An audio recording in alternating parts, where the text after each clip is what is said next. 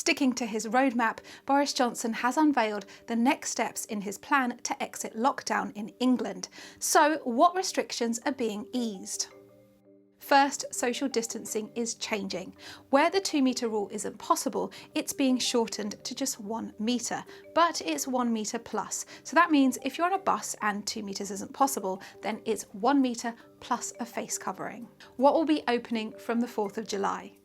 Restrictions on pubs and hospitality are being lifted, but they will need to adopt new safety measures. Pubs and restaurants will have limits on how many people are allowed in. Tables will be more spaced out, and customers may have to register when entering venues so they can easily be traced if they come into contact with a coronavirus case. Expect more disposable menus, ordering on apps, and contactless payment. However, nightclubs will still remain closed. Hairdressers and barbers have now been given the green light to reopen, but with stricter hygiene guidelines, protective equipment for staff like visors, and less chat.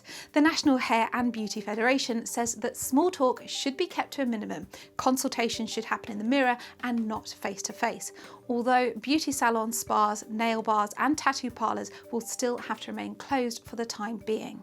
When it comes to fitness, only outdoor gyms will be reopening because of the level of activity and surfaces touched in indoor gyms and swimming pools, so they will need to wait until the government figures out a way to make them COVID secure. Bookings are now open for many hotels, B&Bs, caravan parks and campsites, with the 4th now being the date when they can open their doors for guests, but forget about breakfast buffets and expect more online check-ins.